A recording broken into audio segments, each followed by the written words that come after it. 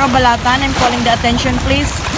Don't let anyone throw a dead pig over the sea because it's ruining the attraction of your tourists.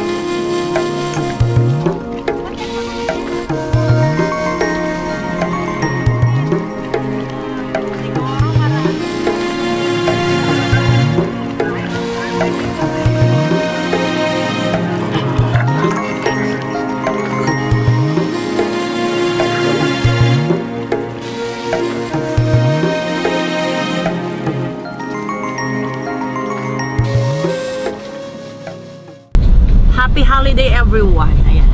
Sa mga nag-spend ng Holy Week, ingat po kayo guys. But first thing first is welcome back to my YouTube channel. And sa mga bago, welcome to my channel guys. And sa mga hindi pa po subscribers, kindly hit the subscribe button and enjoy the movie and we will do the rest of the vlog. So for today's video guys, isusunod kami sa aming mga family na nagsuswimming na. Hindi naman namin planado, pero sayang, ang init kasi guys, grabe. And unfortunately, kung kailan tag-init is walang connection ng aming tubig. Siguro may naputol na namang pipe and walang mag-aayos guys, syempre kasi nga holiday.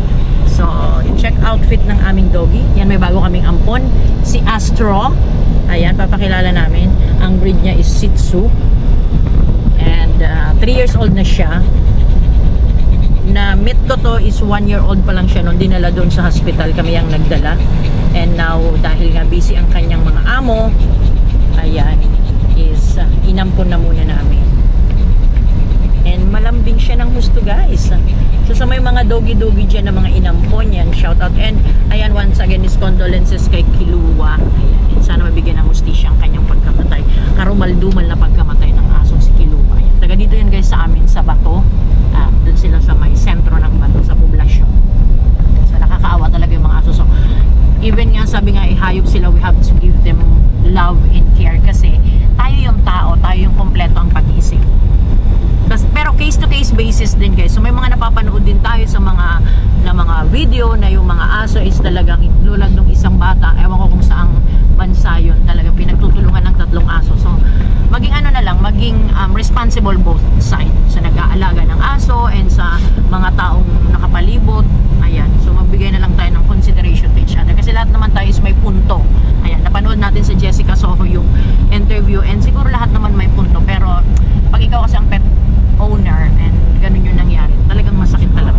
Ang batas kasi ay batas. Oo, batas ay batas. And minsan din sa batas, samahan na lang natin ng puso. Kaya nga, I am a farmer with a heart. Oh, di ba? Kasi hindi naman tayo beauty queen. So farmer na lang tayo with a heart. So yan, shoutout sa ating piloto. Yan, subaybayan nyo na naman ang kaganapan sa araw na ito. Tayo magtampisaw kasi sobrang init. So sa mga nag-spend din ng holiday, so saan po kayo nagsipunta? So comment down below guys para ayan, mapuntahan din namin, lalo kung malapit lang naman dito sa Camarines Sur, Albay, yan, sa mga somewhere in Bicol na kaya nating abutin ng ang ating sasakyan si Bugnay, ayan, is mapuntahan natin at mapalipad natin guys si Bagwis. So shout out guys sa mais na binibilad ko, ayan, kasama ko talaga yung mais. Shout out kay Jeffrey, once again condolences Jeffrey sa nangyari sa iyong uncle. So life is too short, so we have to live life to the fullest. Ayan, mag-enjoy tayo and maging mabuti tayong tao. Ayan, para at least sabi nga at the end of the day we will be remembered kung anong ginawa natin. So tara na. na. Yung mga plastic, ipakilo na. Oo, yung mga plastic ipakilo na. Sabay, kung ayaw nyo namang ipakilo, ibigay nyo na lang ng libre. Tulad ng mga plastic doon sa bahay na mga plastic at lata, binigay na namin sa basurero. Sa nangangalakal actually, hindi naman basurero. Nangangalakal, ayan. It is a form of their living. So we have to respect all those people na nangangalakal kasi malaking factor sila sa mundo sa pagsisegregate ng mga bagay-bagay and sa pagre-recycle, di ba? Kung walang junk shop, guys, baka matabunan ang buong mundo ng basura. So at least may junk shop, nagsisegregate sila ng plastic at kung ano-ano mga basura. So at least nare-recycle, guys, nababawasan, nami-minimize yung ating garbage dito sa mundo. Ano yung sinasabi ko?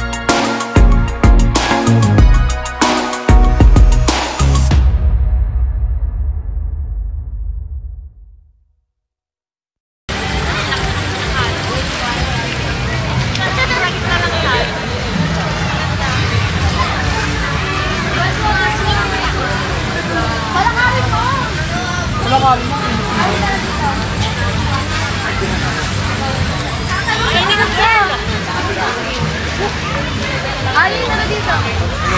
Super Ginet. Saan sa likod?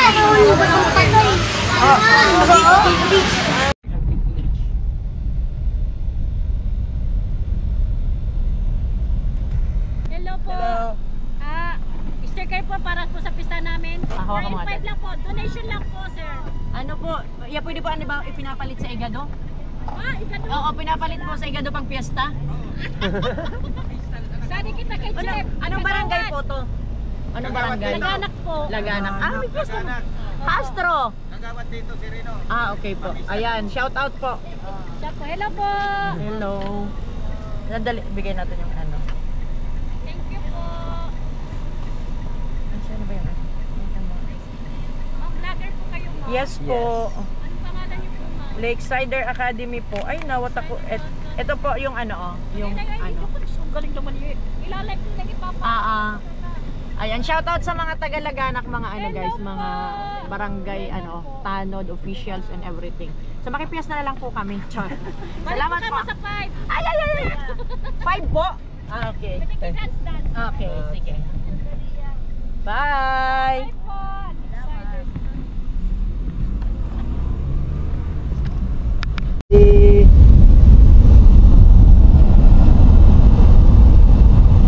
Dito nga mag-explain papunta dito. Huh? Nahirapan ang mag-explain. So yan guys, kung pupunta kayo dito sa may Narito Beach Resort. Galing kayong Nabwa, sumakay kayo ng jeep. Tapos baba kayo ng sentrong Balatan. Tapos magtanong na kayo dun kung pwede kayo mag-tricycle. Sabihin nyo lang kayo na Narito Beach Resort. Kilala naman yun dito. Ihatid kayo ng tricycle, ng mga tricycle dito. Tapos kung naka-kotse naman sila or may sariling sa service, Yun. pagdating naman sa may police station, di ba? Oh, para Turn left. Turn left. Turn left. So marami dito guys sa resort. Ito ang nadaanan natin. Yan. Dilas Resort. Maganda na kalsada dito kaya wala nang problema. Daanan. Passable naman talaga. Dati approved to. Super, no?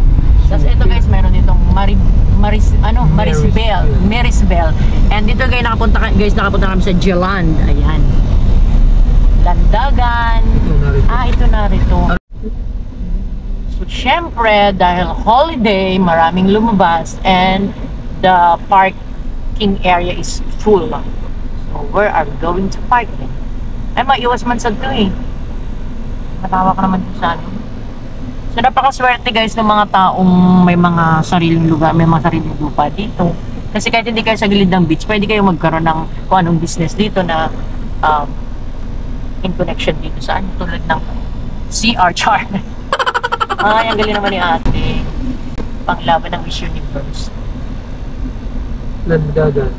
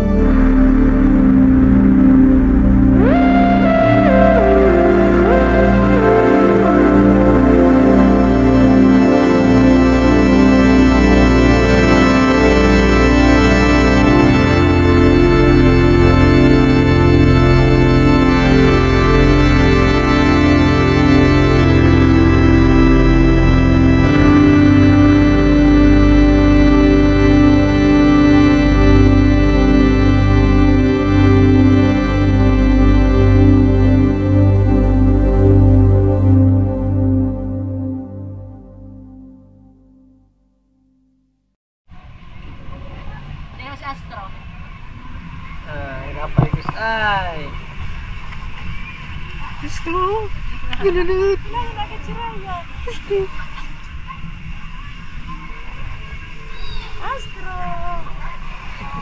Astro! Astro Lala! Talaga ako'y magganito ng kamote. Mas ano yung balingoy? Mabait iton. Ang palingi kaya madali na. Ayaw. Kuya, parang nga ito ang kuya tabi. Kawoy mo. Parang mas madali ito eh. Kasi... Nilagay mo yung ano, memory? Feeling ko. Di ba? Mas madali. Paliparan mo mamaya hal yung ilapit mo dyan to sa may ano, talisay. Mas madali pala yung kahoy. Ayan. Wala ka na dyan.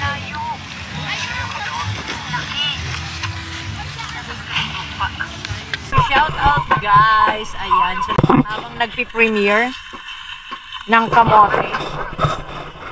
Guys, habang nagpi-premiere tayo ng kamote. Shout out sa mga nandito kay Christian sa kay Makibal. Yung mga subscribers ko guys, saan dito sa dagat? Nakita ko sila dito. Astro boy. Astro. Sama ka bukas, Astro, road trip.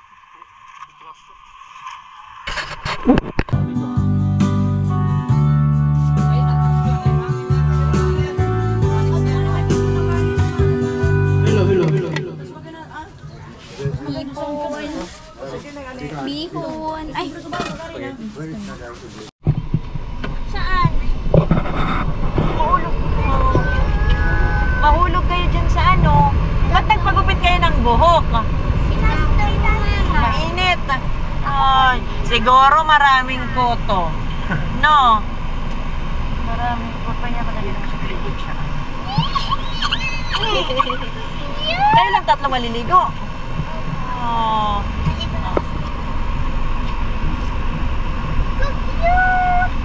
Oh, baon sa school.